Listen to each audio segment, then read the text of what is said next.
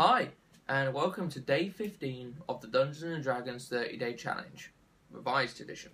I keep forgetting to say that bit. This is the revised version. But yeah, today is favourite Undead. And a bit of a disclaimer here, I've only ever actually, monster manual-wise, only ever read through the Monster Vault, because that's all I ever had. And also, all the tokens stuff I've ever used is the Monster Vault.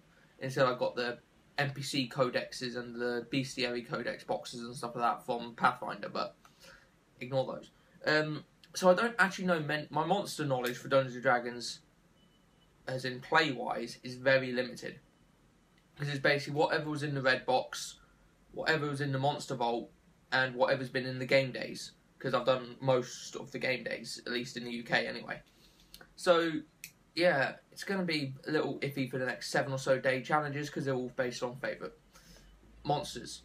But yeah, today is Undead. So my favourite Undead is the Wraith. The first time I ever encountered and used a Wraith, well, and I think it's about the only time I've ever used one apart from one of my players is currently playing as a Wraith. No, a Shade rather, which is close to a Wraith for our purposes. But first time I encountered the Wraith was in Into the Shadow Vault, which was what, 2008 game day, I think.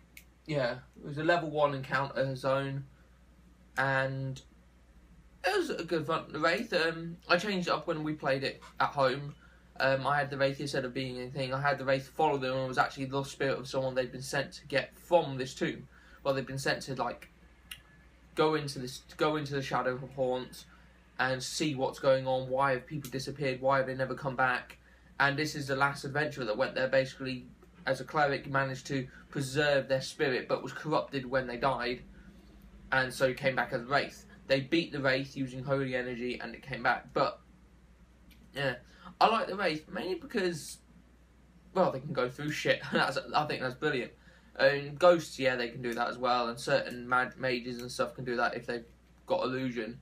But a Wraith itself can just move through solid objects, and so you can hide them in things that you couldn't normally hide other characters without making said object hollow. So an NPC could inspect, the example from mine, they could inspect one of the sarcophaguses and notice it was completely solid sarcophagus. Why is that? It's just decoration, really. They turned their back, I made them roll perception, they failed a perception check, and bang, they were stabbed through the back with a shade knife, which is what I had the Wraith carry. And that's one of the main reasons, because my PCs had no idea how to actually deal with the Wraith, because I made it that only magic could affect them, but it was immune to all but one type of magic, which unfortunately I didn't expect them not to have, so I had to throw something in extra. But that was fun for me. The Wraith was the most fun I've had. I mean, second to that is going to be everyone's classic, the zombies. I love the zombies. Throwing just hordes of them. I'd make the biggest, most badass zombies, but I'll throw them all as minions. They'll be terrified because I'll see these like 12 hulking zombies coming, and they're like, what the hell are you doing? And I'm like, play. And they shoot them and they just fall and rot to the floor.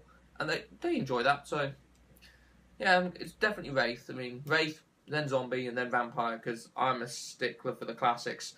So yeah, join me again the next day for day 16, which will be Ooze and Aberrants, which are basically underground dwellers. So yeah, bye.